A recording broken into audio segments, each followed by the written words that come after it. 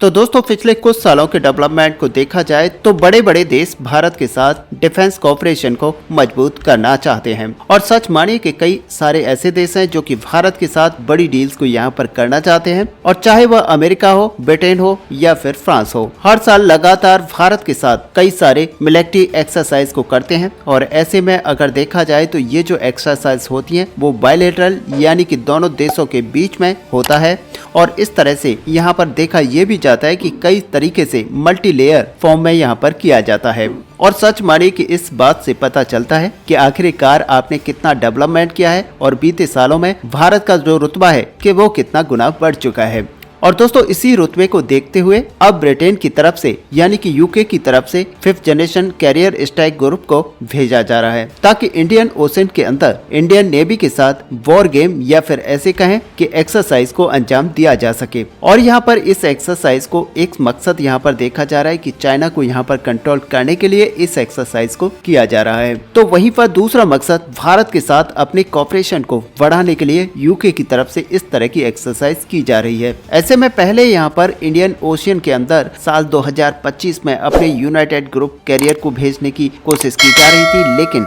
अब उससे पहले ही यहाँ पर खबर आ चुकी है कि साल 2024 के अंदर इंडियन ओशियन में यूनाइटेड किंगडम के द्वारा अपने लेटरल रेस्पॉन्स ग्रुप को भेजा जाएगा। और सच मानिए कि ये जो ग्रुप है वो इंडियन ओशियन में आने के साथ ही कई सारे मिलिट्री एक्सरसाइज को भारत के साथ अंजाम देगा। असल में इसका जो मकसद होता है वो दोनों देशों के बीच में जो मिलिट्री कोऑपरेशन है इसको यहाँ पर मजबूत करना और साथ ही डिफेंस कोऑपरेशन को यहाँ पर मजबूत करना होता है। और रिपोर्ट्स में यहाँ पर दावा किया जा रहा है कि हाल ही में जब हमारे रक्षा मंत्री राजनाथ जी यूके के दौरे पर गए थे तभी उनकी जब यहाँ पर मुलाकात ब्रिटेन के डिफेंस मिनिस्टर के साथ हुई थी तभी इस डिसीजन को फाइनलाइज कर लिया गया था। और अब ये जो लेटरल रेस्पॉन्स ग्रुप का बात कहा जा रहा है ये असल में रॉयल नेवी का एक ऐसा टास्क ग्रुप है जिसको कम से कम 2 MPPS वॉरफेयर सिस्टम और एक कंपनी रॉयल मरीन और कुछ सपोर्टिंग एलिमेंट्स की इसके अंदर होती है। और ये लेटरल रेस्पॉन्स ग्रुप का जो प्राइमरी टास्क होता है वो MPPS वॉरफेयर होता है यानी कि इंश्योर एरिया और कोस्टल जोन में जहां जमीन और समुद्र के साथ मिलता है। और वहीं दूसरी तरफ देखा जाए तो यूके के कैरियर स्ट्राइक ग्रुप को नाटो के 5th जनरेशन स्ट्राइक ग्रुप है और इसमें 5th जनरेशन फाइटर जेट यानी कि F-35V जैसे एयरक्राफ्ट मौजूद हैं। और ये जो ब्रिटेन का कैरियर स्ट्राइक ग्रुप है ये आखिरी बार साल 2021 में इंडियन ओशियन और पैसिफिक ओशियन में देखा गया था जहां पर कि इंडिया के द्वारा इस कैरियर स्ट्राइक ग्रुप के द्वारा फोर्ट विजिट पर बुलाया गया था। हालांकि इंडिया के अलावा सिंगापुर, कोरिया और जापान का भी फोर्ट विजिट इस कैरियर स्ट्राइक ग्रुप के द्वारा किया गया था। अब दोस्तों यूके के कैरियर स्ट्राइक ग्रुप में फिलहाल क्वीन एलिजाबेथ एयरक्राफ्ट कैरियर है जो कि अमेरिका के निमिट्स और फोर्ट क्लास के एयरक्राफ्ट कैरियर के बाद दुनिया का सबसे भारी भरकम एयरक्राफ्ट कैरियर है और F-35 जैसे फाइटर जेट के साथ लैस होने के कारण ये काफी खतरनाक माना जाता है। और वहीं दोस्तों दूसरी तरफ देखा जाए तो इस कैरियर स्ट्राइक ग्रुप में ये एयरक्राफ्ट कैरियर ही नहीं है बल्कि इसके अलावा कई तरीके के अन्य जहाज खास करके सबमरीन्स और डिस्ट्रॉयर, फ्रीगेट और सपोर्टिंग शिप्स भी इसके साथ मौजूद होते हैं। और यहाँ पर रिपोर्ट्स के मुताबिक अगर देखा जाए तो इस जहाज को इंडियन ओशियन और पैसिफिक ओशियन के अंदर भेजा जाएगा जहां पर ये जहाज ये कंफर्म है कि जापान के साथ एक बहुत ही बड़े मिलिट्री कोऑपरेशन को करेगा। जबकि डिफेंस मिनिस्टर श्री राजनाथ सिंह जी के ब्रिटेन दौरे के बाद बताया जा रहा है कि भारत के साथ इस जहाज के या फिर ऐसे कहें कि ये कैरियर स्ट्राइक ग्रुप के एक्सरसाइज की संभावनाएं बताई जा रही हैं। लेकिन दोस्तों यहाँ पर जो लेटरल कॉम्पैक्ट ग्रुप है या फिर ऐसे कहें कि लेटरल रेस्पॉन्स ग्रुप है ये इंडिया में आ रहा है और इसी साल आ रहा है, ये कंफर्म हो चुका है। हालांकि हमारे डिफेंस मिनिस्टर श्री राजनाथ जी की तरफ से जो दौरा है वो एक तरफ काफी ऐतिहासिक दौरा माना जा रहा है क्योंकि 20 साल के बाद कोई डिफेंस मिनिस्टर ब्रिटेन पहुंचे थे और इस दौरे के दौरान दोनों देशों के बीच में कई तरीके के डिफेंस कोऑपरेशन को लेकर बातचीत हुई थी, जिनमें दोस्तों बताया ये भी जा रहा है कि ब्रिटेन के द्वारा भारत के सामने यूरोफाइटर टाइफून एयरक्राफ्ट को ऑफर के रूप में रखा गया है जहां पर आपको पता है कि MRF टेंडर के अंतर्गत रखा गया है। तो वहीं पर कुछ सोर्सेस का ये भी कहना है कि ब्रिटेन के द्वारा 6th जनरेशन के फाइटर जेट को बनाने के लिए यानी कि टेम्पेस्ट एयरक्राफ्ट को बनाने में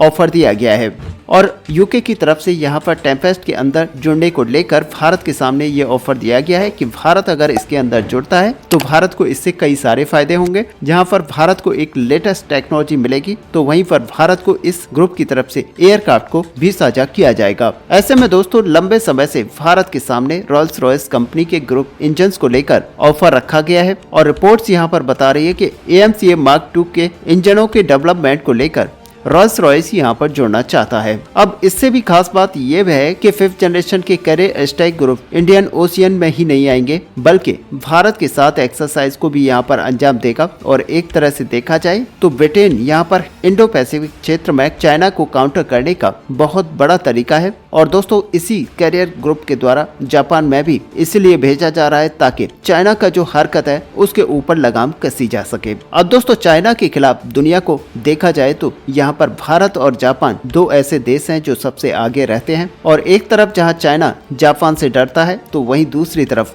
भारत से भी डरता है। ऐसे में दोस्तों अगर कोई भी देश चाइना के खिलाफ कुछ भी स्ट्रेटजी बनाता है तो यहाँ पर भारत उस स्ट्रेटजी का सबसे प्रमुख हिस्सा रहता है। और शायद इसी वजह से क्वाड जैसी संस्था में भारत और जापान दोनों को जोड़ा गया है। और अब ब्रिटेन भी अपनी कैरियर स्ट्राइक ग्रुप को जापान के साथ साथ भारत में भी लाने की तैयारी कर चुका है। वहीं अगर इंडियन ओशियन में जिस तरीके से चाइना का हरकत लगातार बढ़ते जा रहा है उसे देखते हुए भी कई सारे देश यहाँ पर परेशान हैं। और खास करके ब्रिटेन यहाँ पर इसलिए भी परेशान है क्योंकि इंडियन ओशियन में ब्रिटेन का काफी अधिक इंटरेस्ट है। और खास करके ब्रिटेन का डियागो गार्सिया नामक एक आइलैंड भी यहीं पर स्थित है और यहाँ से ब्रिटेन का कई बिलियन ट्रेड हर साल गुजरता है। और इंडियन ओशियन में अगर चाइना अपना दबदबा बना लेता है तो ब्रिटेन को ऐसे ट्रेड के ऊपर लगाम लगानी पड़ेगी और काफी ज्यादा असर यहाँ पर देखा जा सकता है। ऐसे में दोस्तों कैरियर स्ट्राइक ग्रुप के अंदर कौन से जहाज को रखा जाएगा ये अभी तक कंफर्म नहीं हुआ है, लेकिन जापान के लिए साल 2025 में क्वीन एलिजाबेथ क्लास के एयरक्राफ्ट कैरियर को भेजा जाएगा।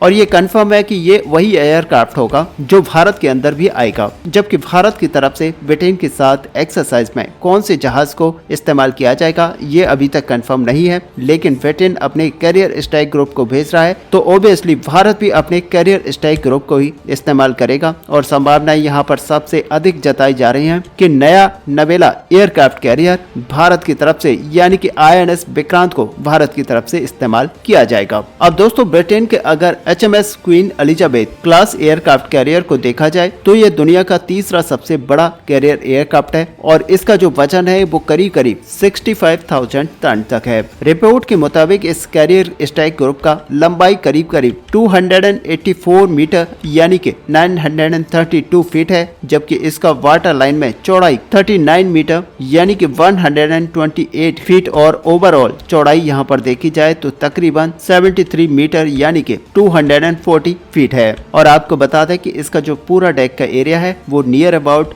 16,000 मीटर स्क्वायर का है। इसमें टोटल 9 डेक हैं और इस एयरक्राफ्ट कैरियर में 2 रॉल्स रॉयल मरीन 2030 इंजन का इस्तेमाल किया गया है, जिसमें हर एक इंजन की जो क्षमता है वो करीब 36 मेगावाट है। इसके अलावा 2 16B और साथ ही 2 12B8 मरीन डीजल इंजन का इस्तेमाल हुआ है, जिसकी क्षमता करीब 40 मेगावाट की है। और टोटल ये जो जहाज है वो करीब 180 मेगावाट का पावर जनरेट कर सकता है, जबकि इसके प्रोपल्सन के लिए इसमें 2 जनरल इलेक्ट्रिक के पावर कन्वर्जन 20 मेगावाट और साथ ही इंडक्शन के लिए इंडक्शन मोटर और DB EM2 500 शाफ्ट का इस्तेमाल किया गया है। ऐसे में आपको बता दें कि इसी के सहारे ये जहाज जो है 25 नॉट यानी कि 46 किलोमीटर पर आवर की स्पीड से चल सकता है, जबकि कुछ रिपोर्ट्स के मुताबिक इसे 32 नॉट्स यानी कि 59 पर आवर की स्पीड से दौड़ाया जा सकता है। हालांकि इकोनॉमिकल रफ्तार में इस जहाज की रेंज जो है 10,000 नॉटिकल माइल्स है, यानी कि कहें तो 19,000 किलोमीटर है। और अगर इसकी कैपेसिटी की बात की जाए तो ये 250 से लेकर 900 ट्रूप्स तक कैरी कर सकता है। हालांकि इस जहाज को ऑपरेट करने के लिए करीब 679 क्रू का इस्तेमाल किया जाता है, जबकि इसको ऑपरेट करने के लिए जो क्रू होता है वो करीब 1600 तक है। ऐसे में आपको बता दें कि जहाज में सेंसर के रूप में S18M लॉन्ग रेंज रडार यानी कि 3D मीडियम रेंज रडार को इस्तेमाल किया जाता है और साथ ही ultra electronic series 2500 electro optical sensor और गाइडेड पाथ कैमरा का इस्तेमाल किया जाता है, जबकि हथियार के रूप में इसमें 3 क्लोजिंग वेपन सिस्टम, 4 30 मिलीमीटर के M2 गन और 6 मिनी गन का इस्तेमाल हुआ है। और साथ ही इसके एयरक्राफ्ट कैरियर क्षमता को देखा जाए तो रिपोर्ट के मुताबिक 40 एयरक्राफ्टों को ये कैरी कर सकता है, जिनमें मैक्सिमम 36 F-35 लाइटनिंग बी और साथ ही इसके अलावा चिनूक अपाचे जैसे हेलीकॉप्टर्स को रखा गया है। और दोस्तों आपको बता दें कि अगर इसके ऊपर इस्तेमाल होने वाले F-35V एयरक्राफ्ट को देखा जाए तो ये लॉकहीड मार्टिन की तरफ से निर्माण किया हुआ दुनिया का सबसे आधुनिक यानी कि मोस्ट एडवांस एयरक्राफ्ट है। और F-35V एयरक्राफ्ट को साल 2015 में इंट्रोड्यूस किया गया था और रिपोर्ट के मुताबिक इसका इस्तेमाल रॉयल नेवी के अलावा इटली के तरफ से भी किया जाता है। ऐसे में आपको बता दें कि यहाँ पर साउथ कोरिया और साथ ही जापान के द्वारा भी इनको इस्तेमाल किया जाता है और यूएस मरीन इसको बड़ी मात्रा में इस्तेमाल करता है। ऐसे में आपको बता दें कि F-35V एयरक्राफ्ट F-35 सीरीज के अंतर्गत बनाया हुआ ऐसा एयरक्राफ्ट है जो कि सबसे कॉम्प्लिकेटेड है और सबसे खतरनाक एयरक्राफ्ट माना जाता है, क्योंकि इसको टेक ऑफ करने यानी कि टेक ऑफ या फिर लैंडिंग करने के लिए ट्रेडिशनल रनवे का जरूरत नहीं होता है, बल्कि ये वर्टिकल टेक ऑफ और लैंडिंग कर सकता है। और दोस्तों अगर इन एयरक्राफ्ट की क्षमता को देखा जाए तो इन एयरक्राफ्ट को ऑपरेट करने के लिए 1 क्रू मेंबर्स का जरूरत पड़ती है और इसीलिए इसको बहुत ही ज्यादा घातक माना जाता है। ऐसे में दोस्तों कुल मिलाकर अगर देखा जाए तो ये एयरक्राफ्ट कैरियर जब भारत के अंदर आएगा तो यहाँ पर भारत और यूके के बीच में एक एक्सरसाइज की जाएगी जो कि सारी दुनिया का यहाँ पर ध्यान केंद्रित करेगी। ऐसे में सच मानिए कि भारत की इससे और भी ज्यादा ताकत बढ़ेगी और ऐसे में यहाँ पर भारत का रुतबा पहले ही बढ़ा हुआ है और फाइनली यहाँ पर भारत एक ऐसे मुकाम पर पहुंच चुका है जहाँ पर चाइना को कंट्रोल करने के लिए भारत को अब ज्यादा मेहनत करने की जरूरत नहीं है, बल्कि भारत अब एक ऐसे स्टेट पर आ चुका है जहाँ पर चाइना को काउंटर कर सकता है। पाकिस्तान तो छोड़ ही दीजिए, क्योंकि पाकिस्तान तो मायने ही नहीं रखता। ऐसे में दोस्तों आपका इस पूरे टॉपिक को लेकर क्या व्यू है, आप अपना व्यू हमें कमेंट पर लिखकर जरूर बताएं। साथ ही अगर वीडियो आपको अच्छी लगे हो तो लाइक और शेयर करना ना भूलें। मिलते हैं।